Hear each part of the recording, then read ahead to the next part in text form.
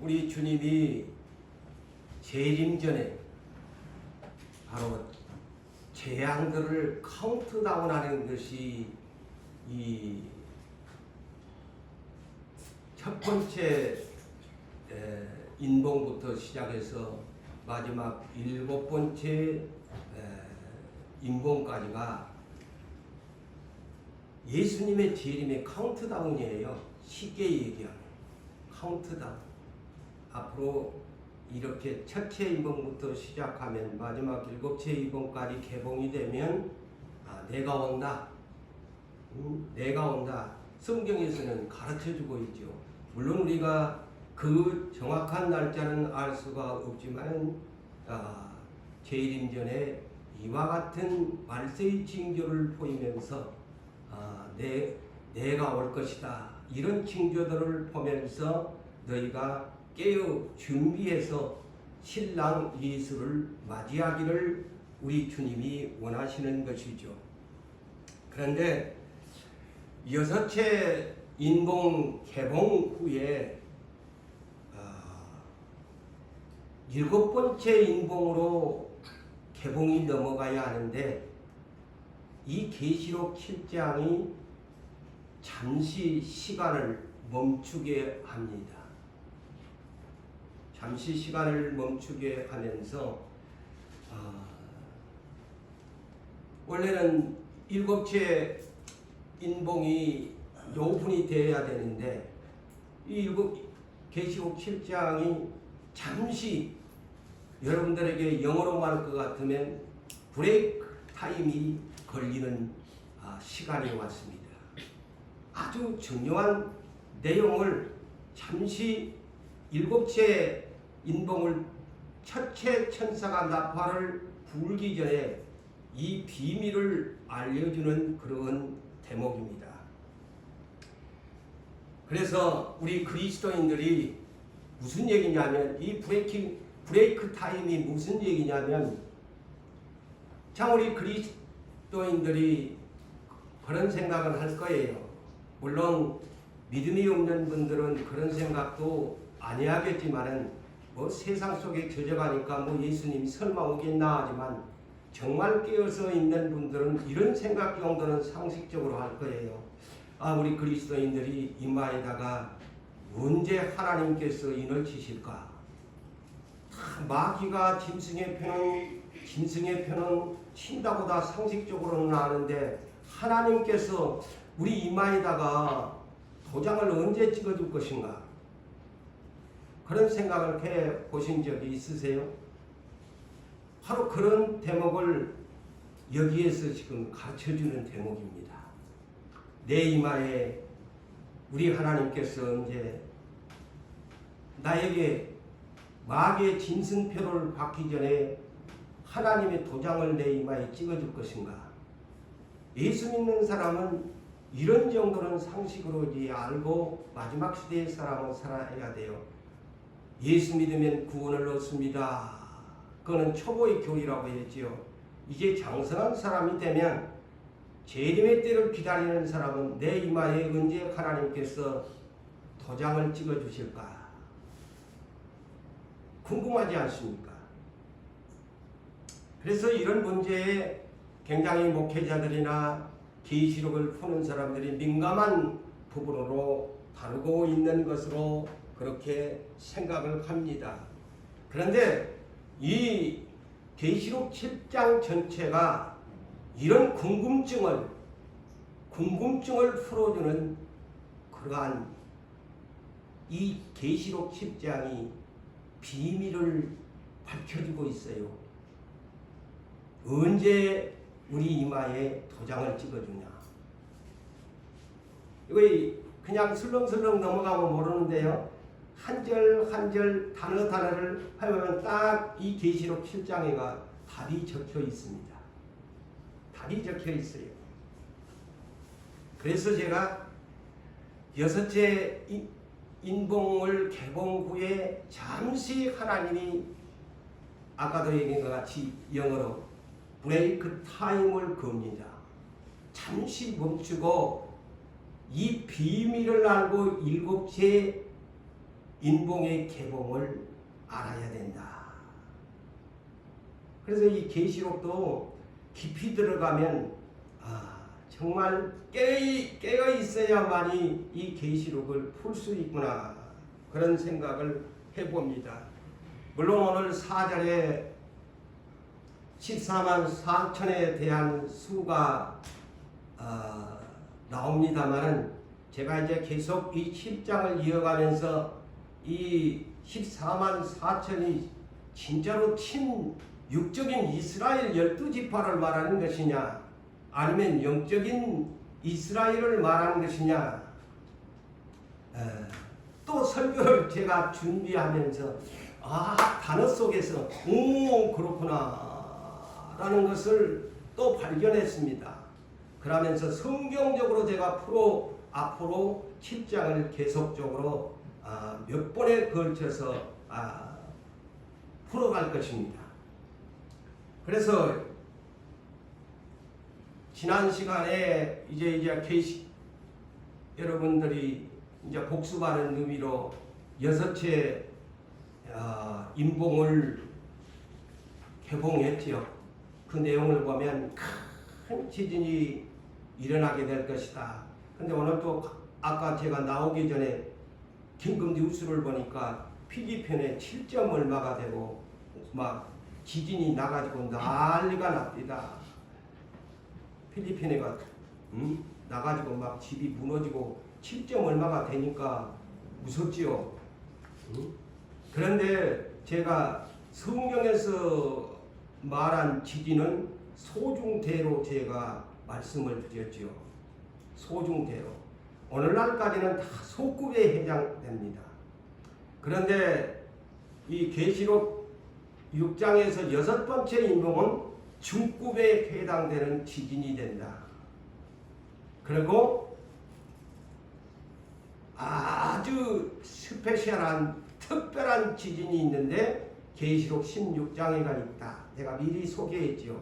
그것은 온 땅을 그냥 세 갈래로 갈라버리고 그냥 그렇게 된다. 이 6째 인봉 지진도 성과 산악이 지진이 나니까 온데간데가 없어질 정도로 했으니까 최소한 지진의 어느 정도까지 아까도 필리핀에 7점 얼마라는데도 막 난리가 나던데 그것은 강도가 한 10 이상이 되지 않겠나. 그리고 마지막 날 계시록 16장에는 하늘에서 유황불이 떨어지고 땅의 모든 땅을 뒤집어 버리게 된다. 그것은 이제 뭐 강도 뭐 20이 될란지 30이 될란지 이런 생각을 하니까 막 두렵습니다. 이거 계시록에가 기록됐으면 제 생각의 말이 아니거든요. 거의 소, 중, 대로 이렇게 지진이 기록이 되어 있어요. 계시록 속에가. 그래서 6채 인봉에서는 이 큰 지진이 중급에 해당되는 그런 지진이 나면 섬도 어지간한 섬들 산악도 온데간데 없어지니까 얼마나 크겠어요. 그러니까 막 땅에 있는 높은 지위에 있는 사람들이 이미 복습하는 의미로 듣지만은 막 산 바위 틈에 숨어가지고 아이고 우리를 누가 가리고 주라 하고 두려워 떠는 장면을 보여주었지요. 그러면서 태양계의 변화가 일어나서 이 대지진과 대화산 폭발로 하늘은 잿빛 하늘이 되어져 버리고 또한 태양은 검은 천을 짠 상복을 입은 것 같이 되어지고 달빛은 핏빛이 되어 빛을 잃게 되어지고 별들은 하늘에서 설익은 무화과나무가 덜 익어가지고 대풍에 떨어진 것 같이 떨어지게 될 것이다. 그런데 제가 실제적인 상황과 또 영적으로 제가 지난주에 실어주었죠. 또 영적으로는 이 태양과 별들의 이 빛이 변한다는 것은 교회나 가정이나 또한 주의 종들이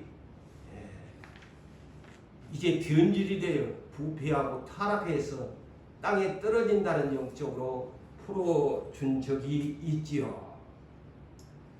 그런데 이런 일들이 앞으로 이제 오게 되면 참 무섭지요. 그런데 오늘 본문 7장 1절에서 4절을 보니까 이제 아까 왜 내가 여기서 브레이크 타임을 했느냐. 근데 다섯 천사가 등장을 하는데 그 1절을 봅시다. 내가 여기는 사도 요한이 환상 중에서 보았던 계시죠. 사도 요한이 내 천사가 내 모퉁이에 선 것을 보니 그래서 환상 중에 보았어요. 그 장차 주님의 오실 것을 사도 요한이 이제 이 환상의 계시를 본 것인데, 땅의 사방에 바람을 붙잡아 바람으로 하여금 바람을 붙잡는다.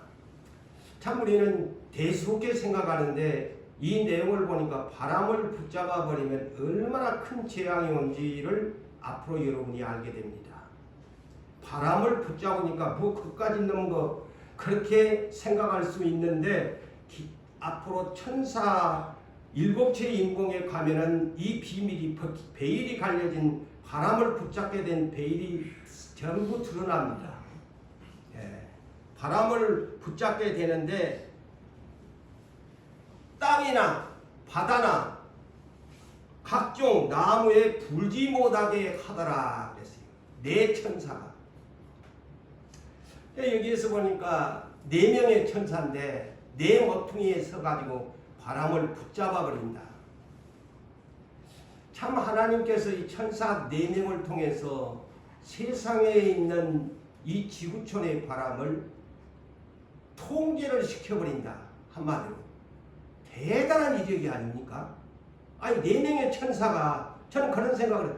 야, 4명의 천사가 얼마나 위력이 있는지 이 지구촌에 있는 사방 모퉁이에 서가지고 땅이나 바다나 모든 각종 나무에 바람을 붙잡아 버린다. 이거 이 보통 능력입니까? 바람을 통제시키는 능력을 하나님께 내 천사가 받아가지고 온다는 겁니다. 바람을 통제시켜 버린다. 응? 바람을 불지 못하게 만들어 버린다. 우리는 흔히 이 단어만 보면은 문자적으로 보면 별로 바람 뭐 붙잡아 본들 이렇게 생각할 수 있겠지요. 그런데 바람이라는 것이 얼마나 우리에게 유익을 주고 있는가를 생각해 보신 적이 있나요?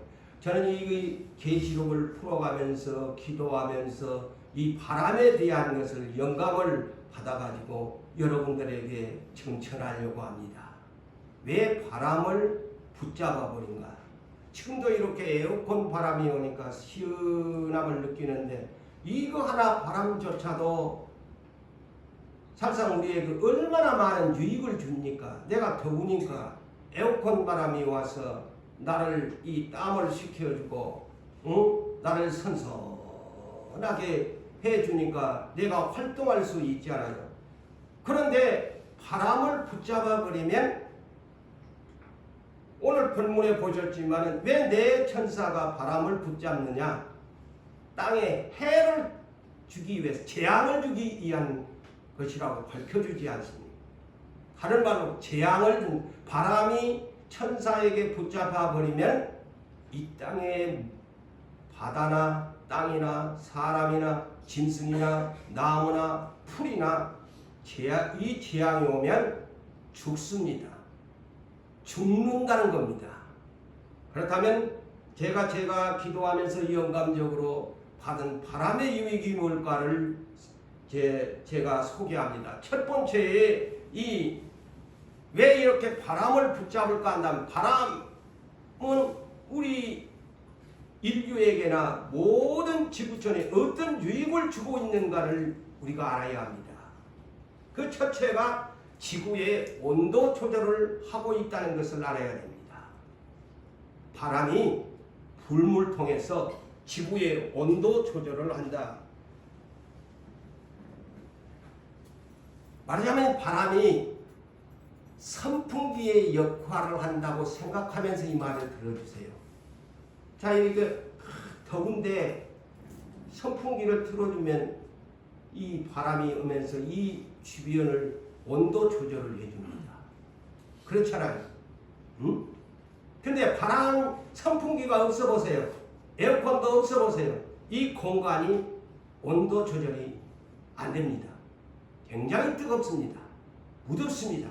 그래서 이 바람이라는 유익이 뭐냐? 지구의 온도 조절을 시켜주는데 5대양, 6대주, 남극과 북극에 이르기까지.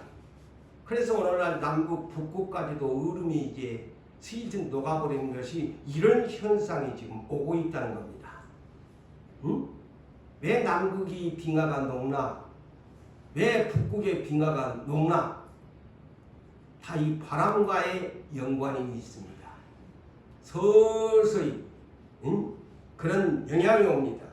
5대양 3개의 바다가 5개의 바다가 있지요. 그 다음에 6개 대륙이 있지요. 그래서 5대양 6대륙 또 내지는 저 남극과 북극의 빙하의 대륙이 있지 않습니까? 그런데 바람이 불지 아니하면 대지가 땅이 온도가 상승할 수밖에 없습니다. 그러면 뭐가 올까요? 폭염이 옵니다. 잘 들으세요. 저도 제 나름대로 기도하면서 이 비밀들을 지금 전한 겁니다. 제가 막 예언을 할 것 같으면 더 속이 편할 것 같은데, 예? 폭염이 옵니다. 온도 상승이 옵니다. 바람이 불지 못하게 하세요. 온도가 상승되므로 폭염이 옵니다. 뜨거워집니다. 바다는 어떤 수면의 온도가 상승돼 버립니다. 수면의 온도가 일어나면 바다도 가만히 있거든요. 바다도 성질내 가지고 바다가 성질난다? 뭐냐? 태풍을 일으킨다는 것이죠. 그리 엄청난 문제가 옵니다. 사람이 살아갑니다. 그 다음에 자, 아까도 여러분 했지만은 자, 여름철날 지금 이제 가을로 접어들었는데 올여름 무척이나 덥다고 더웠죠. 근데 내년에는 더 덥대. 기상청이. 그게 뭐냐? 지금 이제 오는 거야. 내년이 더 덥다 그러잖아요. 올해 엄청 더웠는데 에어컨 없으면 못 살 뻔했는데 내년에는 더 덥대. 그럼 내년에는 후년에는 이제 갈수록 이런 현상이 오는 거야. 왜? 폭염 상승이야. 온도가 상승해 간다. 그래서 여름철에 바람이 안 불면은 저 거리에서도요 얼마나 무덥습니까? 때로는 너무 더우니까 숨이 막힐 정도로 그러다가 막 너무 온도가 상승해 버리면 노인 양반들 그냥 일사병에 그래가 쓰러지고 막 이런 현상이 오잖아요. 사람이 죽어요. 호흡이 거칠어져요. 바람이 안 불어주면요. 예? 요 설교를 들으면 실감 날 거예요. 이 바람에 대한 것을 이게 무슨 얘기야 했는데 제가 이 설교를 해주면 그런 이제 때가 오는구나. 바람이 안 불어주면 땅덩어리는 막 온도가 막 배가가지고 막 아지랑이 찌고 막 땅은 막 쩍쩍쩍쩍 하는데 바람이 안 불어본다. 숨이 막혀서 이제 못 살 거요. 숨이 막혀서 못 산다니까. 두 번째는 이 바람의 유익이 뭘까요? 바람은 에너지의 힘을 가지고 있습니다. 그래서 오늘날도 풍력 발전기가 있잖아요. 이 바람이요.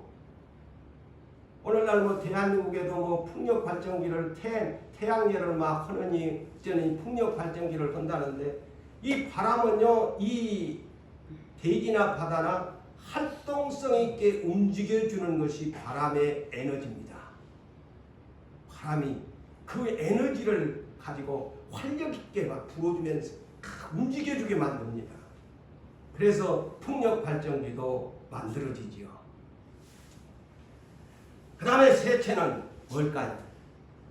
고기압과 저기압의 이동을 시켜주는 것이 바람이에요. 제가 이렇게 이제 설명하니까 바람이 다 이렇구나, 얼마나 중요한가를 알게 돼요. 고기압이 뭡니까? 나 기상청 예보관은 아는데 아닙니다만은 제가 이 영감적으로 받을 때 고기압은 맑은 날씨를 줍니다. 저기압은 흐리고 비를 줍니다.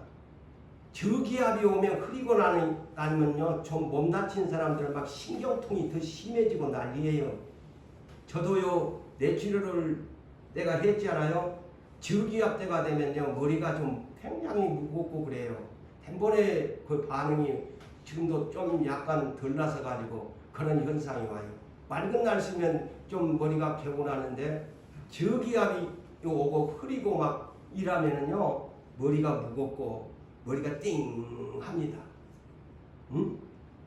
이 바람이 고기압과 저기압을 이동시켜 주어서 맑은 날씨도 만들어줬다가 비구름을 몰고 가가지고 저기압을 만들어가지고 비도 내리게 만들어주는 것이 누가? 바람이 한단 말이요. 바람이 안 불어주면은 이 일을 못해요. 그렇게 하나님이 섬세하시고 세밀하신 하나님이야. 그렇게 이 창조를 그렇게 해놓은 거예요.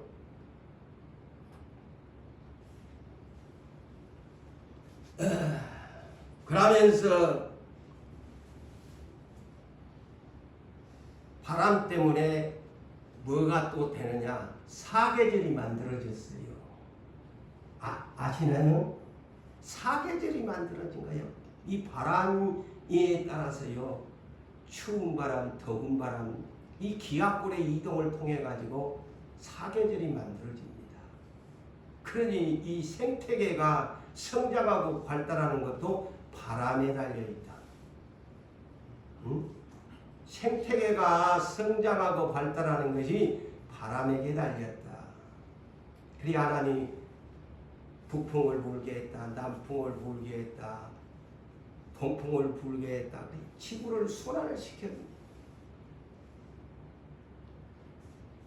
네 번째는 뭘까요? 바람의 유익이 공기 순환을 시켜줍니다. 공기 순환을 시켜줘요. 자, 여러분, 바람이 없다면 집에서 쉬운 얘기로 얘기합시다. 고기를 구워 먹었다. 고기 냄새가 진동하는 저걸 빼내야 되는데 뭐가 빼내? 바람이 빼내야지.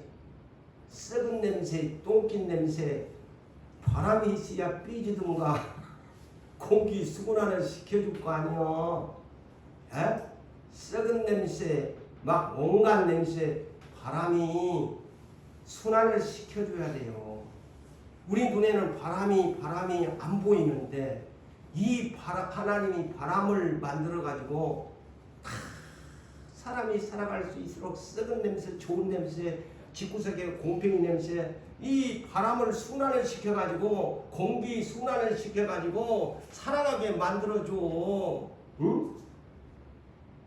막 연기도 바람이 안 불면 안 빠져나가. 가스가 찼다. 바람이 안 불면 안 빠져나가. 미세한 바람이 우리 눈에는 안 보이지만은 그 방 안에서도 움직이고 어디 실내에서 움직이니까 빠져나가는 거예요. 에? 바람이 지금 안 불어보세요. 지금 하나님이 만일 앞으로 붙잡아 버린다. 이게 끔찍한 사건이 일어납니다. 끔찍한 사건이 일어나요. 그리고 이 바람 때문에 공기 순환뿐 아니라 환경을 정화시켜 주신다. 환경, 그것은 무슨 말이냐? 저 태풍이 싫지만 하나님이 왜 태풍을 일으켜서 막 때려 뿌고 막 헌지로 하세요? 거리 청소를 누가 할 거야? 청소부가 갖고 간다고 고맙지만 대기권에 있는 오염된 모든 바이러스균이나 이 모든 공기 정화를 시키는 것은 하나님의 능력이 아니면 못합니다. 예? 환경을 정화시키는 작업을 이 바람이 합니다. 태풍을 불게 해가지고 환경을 깨끗하게 정화시켜버려요. 한 번 그냥 태풍이 강풍이 불어주면 공기가 막 연기에 뭐가 막 온갖 잡다한 것들 그냥 한순간에 거리도 그냥 깨끗하게 청소를 시켜버립니다. 그것이 바람의 위력이에요. 응? 그 다음에 5번째, 아마 이런 설교 처음 들 거야. 이 바람이 뭔지를. 토지 바람이 안 불면 토질이요. 토질, 식물을 재배하는 토질이 산성화로 변해버립니다. 산성화가 되면 식물이 재배하기에 열매를 맺지 못합니다. 바람이 불어줌으로 저 흙 속에도 공기를 들어가게 만들면서 식물이 자라게 만들어요. 이것도 이런 것은 여러분이 몰라 식물학자들이나 되면 모르고 토질이 산성화가 변해버립니다. 그럼 식물을 자랄 수 없어요. 산성화가 되버립니다. 예? 알카리성이 돼요. 그 다음에 6번째는 바람이 안 불면, 물론 오늘날 바람이 불어도 그런 문제들이 종종 일어나는데 무슨 현상? 바다나 강이나 호수에 보니까 녹조 현상, 적조 현상, 물이 썩어가고 죽어가. 바람이 없으면 더 이제 죽어요. 지금 부산에 우리는 살고 있는데 저 낙동강 그 위에 물이 막 녹조가 돼가지고 그 물을 걸러서 먹어야 된다고 하면서 뉴스에 부산 뉴스를 보니까 나옵니다. 막 녹조 그 속에를 들어가는데도 앞이 안 보일 정도로 녹조 현상이. 근데 그것을 지금 막 걸러가지고 부산 시민이 먹어요. 녹조 현상. 그게 물이 죽어간다는 거거든요. 응? 적조. 저 양조 저 바다에 고기 키우는 양을 또 적조 현상이 와버리면요, 고기들이 또 떼죽음 당해. 그래서 바다가 죽는다 그러잖아요.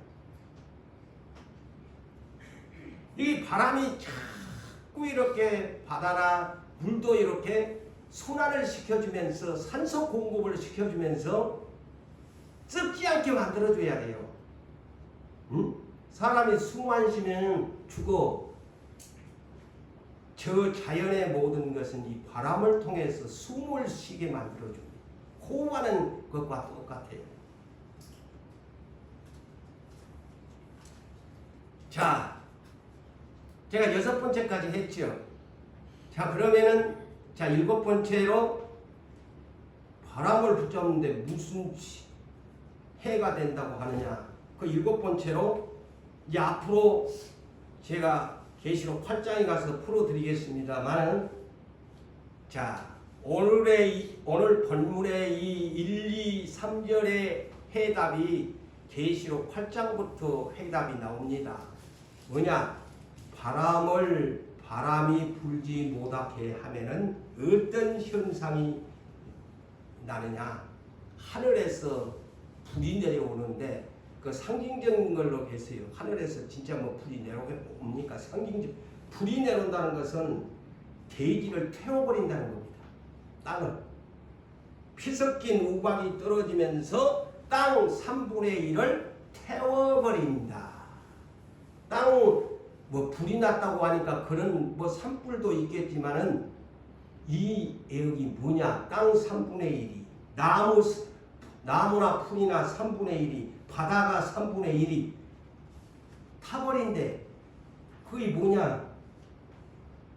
바람이 안 부니 아까 제가 그랬지 않아요? 지구의 온도 조절을 하는데 기온이 상승돼 버리니까 바람이 안 불어보니까 전부 나무나 바다나 다 타서 죽어버린다는 겁니다. 타서 죽어버린다는 거요. 이게 비밀을 알겠지요? 이 계시록의 비밀. 타서 죽어요. 온도가 상승되니까 바람이 안 불어주니까 열기가 나가지고 땅덩어리에 나무나 풀이나 타버린다. 불타버린다. 그 타버린다는 거예요. 온도가 높아지니까. 자, 본문 1절을 다시 볼까요? 바람을 잡는 네 천사, 땅과 바다, 푸른 초목, 물, 해하는 권세를 받았더라 그랬잖아요. 보세요. 그에 대한 답을 제가 1에서 7번째까지 설명을 해드렸어요. 바람을 땅과 바다와 나무들은 제가 첫째부터 7번째까지 바람을 잡게 되면 이런 현상이 오는구나. 제가 그래서 지금 답을 설명해 드렸잖아요. 1절에 대한 답을. 이 바람을 잡는 해하는 권세가 뭔가? 라고 하면 우리는 이제 제가 7가지를 설명해 드렸으니까 이런 현상이 오는구나. 이런 현상이 오는구나. 자, 2절과 4절을 볼까요? 또 봄에 그 바람을 잡는 천사 네 천사를 보고 나서 두 번째 환상을 보니까 봄에 그랬어요. 두 번째 환상을 보니까 다른 천사가 4명이 아닌 다른 천사가 살아계신 하나님의 인을, 하나님의 도장을 가지고, 여기 하나님의 인은 도장에 여러분들이 가지고 있는 도장, 하나님의 도장인 자입니다. 하나님의 인을 가지고 해 덮는 데로부터 올라와서 땅과 바다를 해롭게 할 천사를 맡은 네 천사들을, 땅과 바다와 나무들을 해할 권세를 누가 받아? 네 천사가 받았다. 그런데 하나님의 도장을 받은 한 천사가 지금 긴급하게, 그래서 제가 아까 브레이크 타임이라고 영어로 제가 잠시 멈춰, 그래서 브레이크 타임. 네 천사가 그냥 막바로 6째 임봉 후에 7째 그냥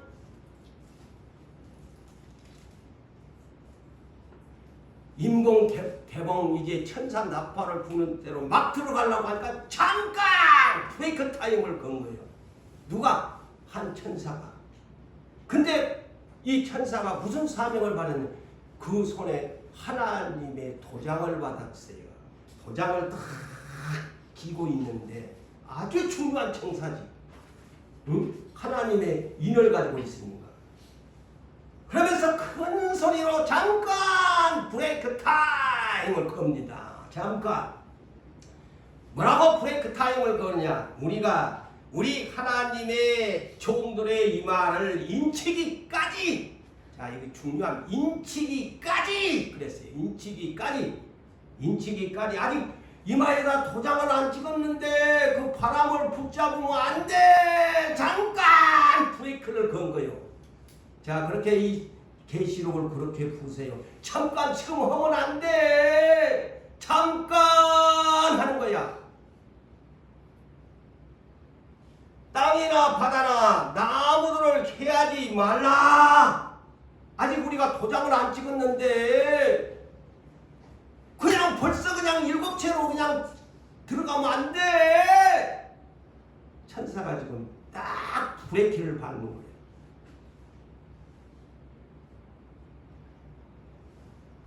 그러면서 사도 요한이 이 말을 들으면서 또 세 번째 사도 요한이 인침을 받은 자의 수를 들으니까 숫자가 나와 14만 4천 명이라는 말을, 인침을 받은 자들이 내가 그 환상 중에 들었다.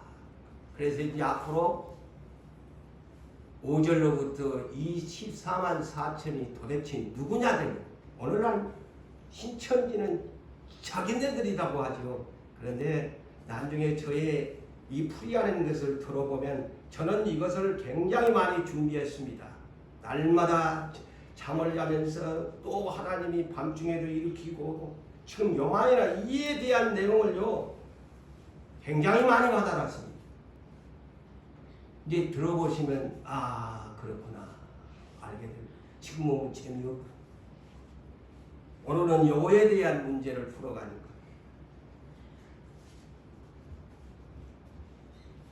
그러니까 이제 내 천사가 하려고 하니까 다른 하나님의 도장받은 천사가 브레이크 타임을 지금 걸잖아요. 응? 땅과 바다 아직 아니 지금 해야만 안 돼. 바람 잡으면 안 돼. 우리가 지금 도장부터 찍어야 돼. 지금 그 얘기입니다. 도장을 찍어놓고 이제 바람을 잡는 해가 찾아옵니다. 순서가. 이제 계시록에서 그렇게 풀어집니다. 바람을 잡는 것은 그러면 언제부터 오냐? 도장을 찍어놓고 온다. 도장을 찍어놓고 온다. 자, 우리는 보편적으로 생명책에 나의 이름도 여러분들의 이름도 기록된 것으로 그렇게 이해하고 있지요. 그렇게 믿고 있지요. 그런데 우리는 소중하게 생각했죠. 내 이름이 생명책에 지워지지 않냐는 것만으로 제가 그래서 계시록을 본다. 우리는 생명책에 내 이름이 있다는 것만도 그렇게 믿음을 가지고 살았는데 이건 생명책에 기록된 것만 갖고도 안 되는 일이 이 위에서 또 이 한 가지 비밀이 있어요. 도장을 받아야 돼. 이 말이다. 아무리 생명책에 내 이름이 기록되어 있다고 하는 것을 내가 믿을지라도 내가 하나님의 이마에 도장을 받지 아니하면 천국에 못 간다. 자, 그래서 이 천국요 갈수록 이렇게 그래서 좁은 문인 것 같아요. 이 이마에 도장을 받는 이유가 뭘까? 생명책에 다 그렇게 기록이 돼 있을 건데 그래서 이기는 사람은 생명책에서 지우지 않겠다고 했는데 왜 또 도장을 받아야 되냐? 도장을 받아야 할 세 가지 이유가 있습니다. 첫째, 보호를 받습니다. 환난 날에 보호를 받기 위해서. 계시록 11장에서 짐승의 두 증인 시대부터 짐승의 시대까지 살아 생존하는 사람들이 이 도장을 받아야만이 하나님의 보호를 받습니다. 살아남을 수가 있습니다. 하나님이 보호를 해줍니다. 그 다음에 두 번째 이마에 한 사람들이 계시록 7장에 나오겠습니다마는 예수님의 어린 양 보혈의 피에 흰 옷을 입고 부활의 옷을 입고 천상으로 올라갑니다. 이마에 도장 찍은 사람들이. 그리고 세 번째 계시록 22장 4절에 답이 있지요. 새 예루살렘 새 땅에서 살아갈 시민권을 얻은 자가 어떤 사람? 이마에다가 도장을 두 개의 이름을 찍었는데 하나님의 아버지의 이름, 어린 양의 이름, 두 개의 이름을 새긴 것을 이마에 찍어야만이 새 하늘과 새 땅에 가서 산다. 그래서 이마에 도장을 받아야 되는데. 자, 오늘날 여러분 세상에서도 무슨 계약 컨트랙을 할 때나 뭐냐면 계약서를 쓸 때는 다 도장 내지는 사인을 받지 않아요. 그지요? 그게 소유권에 대한 것이죠. 어떤 것을 경영에 대한 컨트랙 할 때도 마찬가지고 무엇을 할 때에도 매매를 할 때에도 전부 어떻게 해요? 도장을 찍습니다. 그래서 여기에서 말하는 하나님의 이는 영어로 seal, S-E-A-L, seal 이라는 번역이 되어 있습니다. 영어로 상식적으로 안 하는 S-E-A-L 이 실을 받아야 돼. 하나님의 시, 곧 사인이지요. 곧 이 하나님의 도장은 두 가지의 이름이 새겼는데 하나님 아버지의 이름, 어린 양의 이름, 두 개의 이름이 새겨진 도장이에요. 도장이라니까? 두 개의 이름이야. 이것이 무슨 얘기냐? 하나님의 소유권이다. 너는 내 것이다. 그래서 베드로전서 2장 9절에도 너는 내 택하신 족속이고 거룩한 나라고 왕같은 제사장이고 네 번째 하나님의 소유된 백성. 이런 하나님의 아버지 이름과 어린 양의 이름을 이마에 찍어야 된다. 소유권. 그런데 마귀놈이 이 짓을 따라합니다. 자, 이것을 우리가 상식적으로 알아야 돼. 하나님이 이렇게 도장 찍는 것을 자기 백성에게 환난 날에 이것을 6채 인봉이 끝나고 나서 브레이크 타임을 하면서 일곱 번째 인봉 개봉 전에 도장을 찍습니다. 네, 그걸 알아놓으세요. 그게 언제 시기냐? 성경에 보니까 딱 답안지가 나와 있어요. 7채 천사가 나팔 불기 전에 나팔 불 때 나의 예름, 나팔 불 때 나의 예름. 천사가 나팔을 불기 전에 도장을 천사가 와서 찍어요. 아무도 몰라. 하나님만이 와서 천사를 보내갖고 탁탁 여기다가 고재훈 이마에다가 하나님 아버지 이름, 예수 그리스도의 어린 양의 이름 탁 박아. 하나님만 딱 보면 알아. 저거는 내 거네.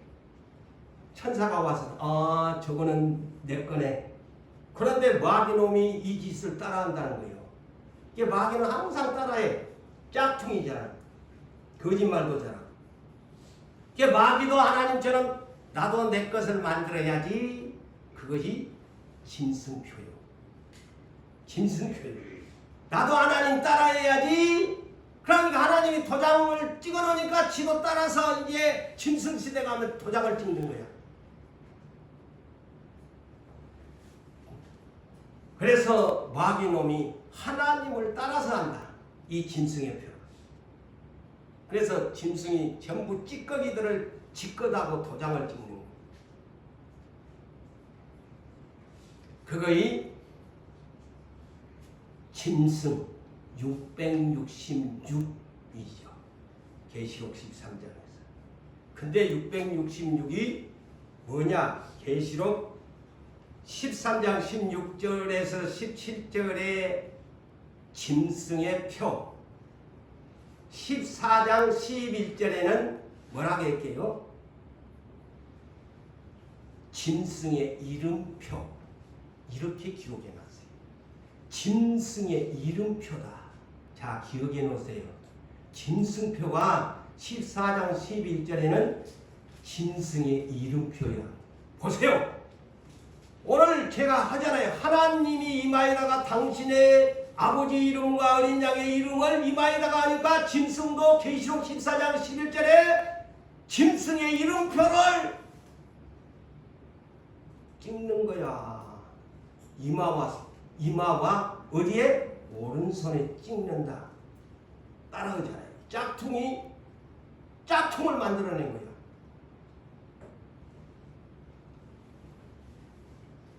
자, 그런데 마귀는 자기의 소유권을 자기가 직접 찍을 수 없습니다. 하나님은 천사를 보내서 이마에다가 도장을 찍지만은 마귀는 지가 직접 사람한테 도장을 못 찍어요. 사람을 통해서 누구를? 짐승이라는 놈을 앞상 세워가지고 짐승의 이름표를 666을 이마와 오른손에. 그래서 오늘날 이제 전자 발달 시대가 되고 AI 인공지능이 엄청 발달되어 있죠. 예? 지난날 우리가 코로나를 경험했을 때 어디를 출입하려면 핸드폰에 무슨 코드? 쉬운 얘기로 QR코드가 있어. 딱 그거에 하면은 그것만 갖다가 딱 들이대면 어디에 출입이 가능했지요. 그런데 이거는 이마와 그것은 기계에 대한 것이니까 출입이 가능하지만 이런 AI의 인공지능이 발달되게 되면 얼마든지 이 마귀놈이 짐승을 통해서 이제 앞으로 장난을 짝퉁을 많이 만들어낼 겁니다. QR코드 같은 것이 하나의 앞으로 전개될 더 업그레이드를 시키면 얼마든지 하고 우리 몸속에 이제 칩을 갖다가 들어 열 수도 있습니다. 이마에다가 네 매매하고 싶지? 이마트에 도장 그들이 얼마든지 전자의 발달 시대로 찍어버리지 않겠나. 사람을 통해서. 하나님은 천사가 찍지만 짐승의 피는 기계 문명을 통해 가지고 전자 발달로 찍어버리게 될 것이다. 저는 그렇게 봅니다. 그리고 추측합니다. 그러니까 왜 마귀가 이마와 오른손에 할까? 또 이것을 알아야지요. 자, 이마는 여기가 머리입니다. 이마 이가 넙대에서 이거다 찍은 것이 아니고 여자의 머리는 여자의 머리는 남자요, 남자의 머리는 그리스도요, 그리스도의 머리는 하나님이시라. 고린도전서 11장 3절. 그게 질서입니다.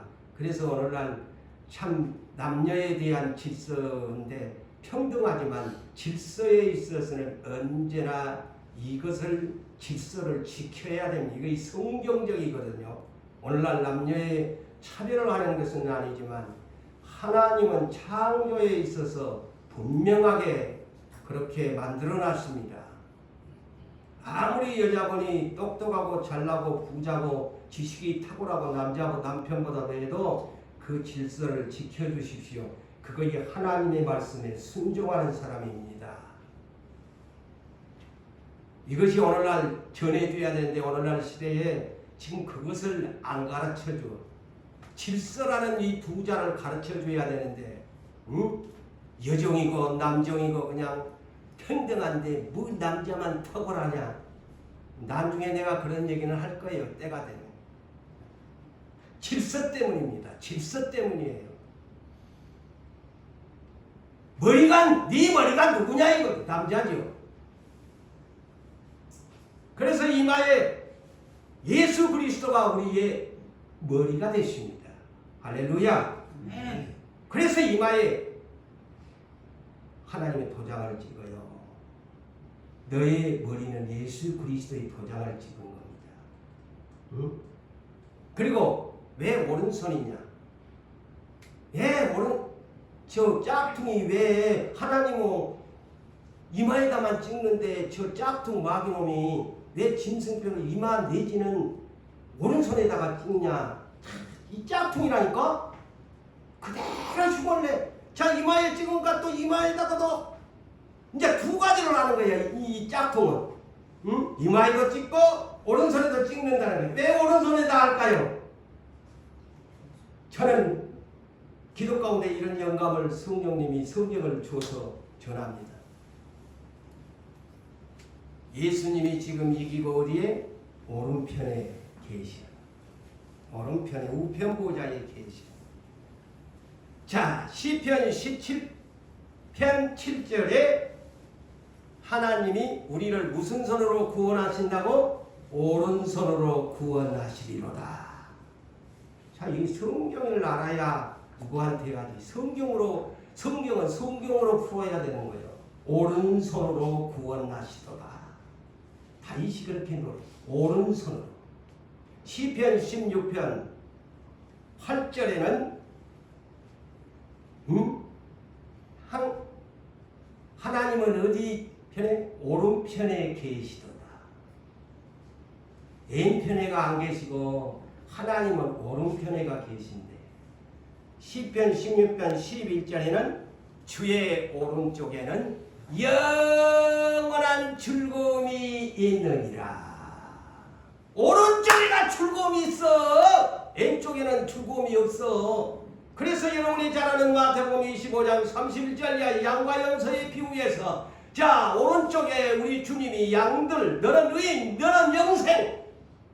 그렇지만 왼쪽에 너는 염소, 짝퉁이야. 너는 악인이야. 너는 영벌 받아야 돼. 자, 예수님이 제자들을 세 번을 찾아온 가운데 디베라 바다에서 요한복음 21장 6절에도 실패한 제자들에게 뭐라고 합니까?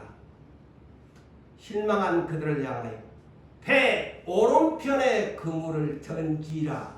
언제나 오른편에 예수님이 계시는 거야. 그래서 153마리의 고기를 잡았더라. 그러놈이 이런 것을 보니까 이 마귀 놈이 지도 예수라는 거야. 지도 하나님이라는 거야. 이 마귀 짝퉁이. 그러니까 이마와 오른손을 그대로 힘을 내는 거야. 이제 비밀을 알았지요. 왜 마귀 놈이 이마와 오른손에다가 지 이름을 새기려고 하는 건지. 나도 예수다. 나도 구원자야. 그래서 유혹하는 거예요. 이 진승이라는 놈이 마지막 때에 성전에 앉아가지고 나오잖아요. 성전에 앉아가지고 하나님을 못 오가며 내가 하나님이야 그런다고 했어요. 이게 짝퉁이 그대로 이제 흉내낼 거예요.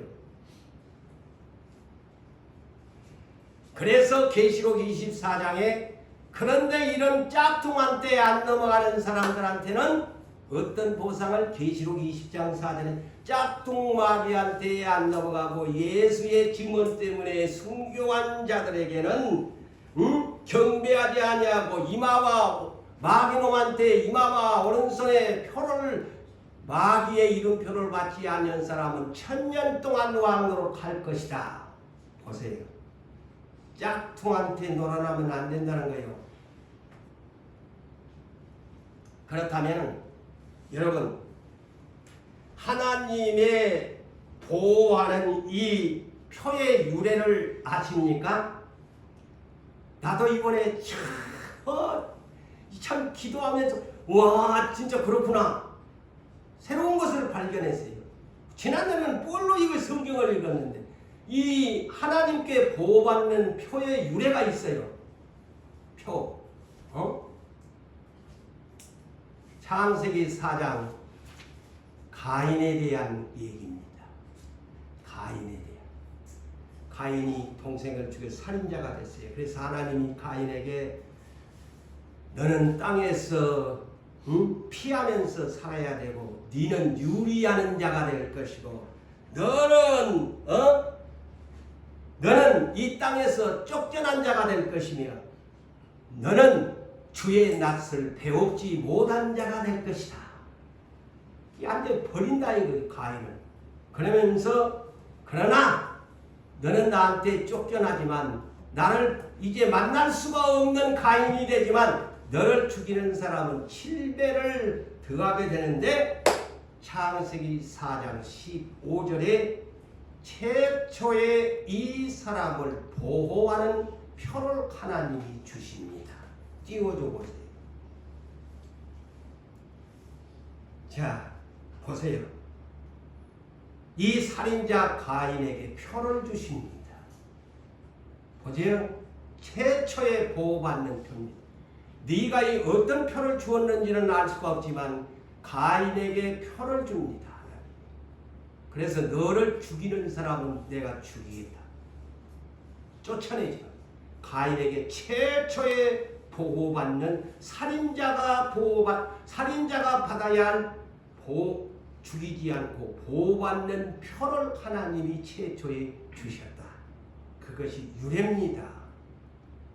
그래서 이것이 되면서 출애굽기 13장 10가지 재앙 마지막 파이널 라운드에서 고센 땅에 살고 있는 이스라엘 민족을 보호하는 방법이 양의 피를 문설주와 임방에 바르면 천사가 밤중에 죽이러 가다가 그 집에는 그냥 패싱할 것이다. 안 죽일 것이다. 거의 퍼였지 않아요. 보호하는 표, 어린 양의 피를 문설주와 임방에 바르면 너는 살 것이다. 가인이 최초에 보호받았고 그 다음에 출애굽, 그 다음에 지난날에 한번 했는데 이제 마지막으로 한 것을 소개합니다. 에스겔 9장 1절에서 6절을 봅니다. 자, 에스겔은 누굽니까? 제사장이면서도 바벨론으로 포로로 끌려간 선지자입니다. 이 사람도 사도 요한처럼 환상을 보았고 그룹 천사들을 보았던 그런 유명한 제사장이요 선지자입니다.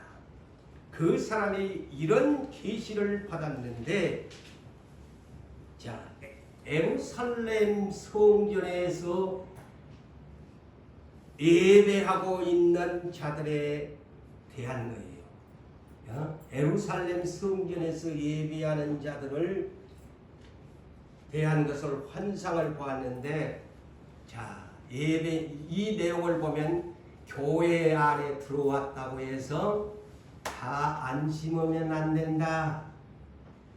이것을 아셔야 됩니다. 오늘날 예배만 드리면 다 된 줄 아세요? 구약 성경에 미리 이렇게 예언서에 기록이 되어 있어요.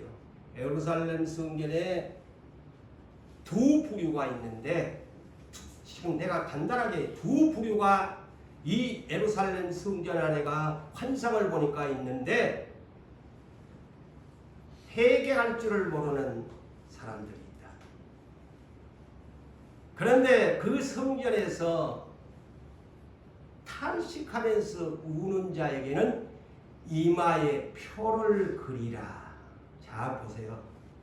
자, 이거의 예비 마지막 시대에 대한 이 환상의 계시입니다. 이렇게 이마에 찍을 것이다. 도장을. 회개하는 자, 탄식하면서 우는 자, 회개하는 자죠. 이런 사람에게는 이마에 표를 그려라. 그러나 그 외에는 회개하지 않은 사람은 불쌍히도 여기지 말라. 긍휼히 여기지도 말라. 다 죽이라. 겁나지요. 그러면서 더 무서운 것이, 그러면서 이 이마에 인을 치는, 구약에는 먹물이라고 했지요. 먹물에 이마에다가 먹물을 그리는 이 이마에 인을 치는 장면을 하는데, 회개하는 사람만 갖다가 이마에다가 먹물을 이거 인을 치라. 그런데 이 작업을 어디에서부터 하냐? 나의 성전에서부터 시작해라. 자, 보세요. 심판이 어디에서 한다고요? 성전에서부터 시작한다. 이거 예언서입니다. 예? 그래서 이게 예비로 가르쳐 준 것 같아. 성전에서부터. 그래서 계시록 11장이 바로 이것과 비슷합니다. 성전에서부터 시작한다. 그런데 성전에 있는 누구부터 시작하냐? 늙은 자들로부터 시작해라. 자, 늙은 자라고 보니까 여기에 다 이제 연세들이 이제 많으신데 마지막으로 잘 들으세요. 여기 영어 전에도 내가 한번 언급했는데, 여기에 성전에서부터 시작하는데 늙은 자부터 시작해라. 그런데 이 늙은 자가 누구냐? 영어 우리나라는 그냥 늙은 자라고 했는데, 영어는 엘더스라고 기록되어 있습니다. 엘더스가 뭐예요? 장로들입니다. 장로는 그러면 목사와 장로들을 가리킵니다. 어디에? 베드로전서 5장 1절에 보세요. 베드로가 나도 함께 장로된 자요.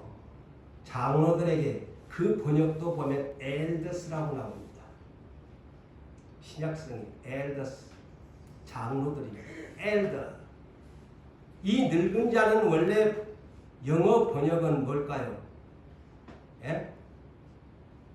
elderly person. 늙은 자를 가리킬 때 그렇게 번역을 했어야 되는데 그렇게 안 해요.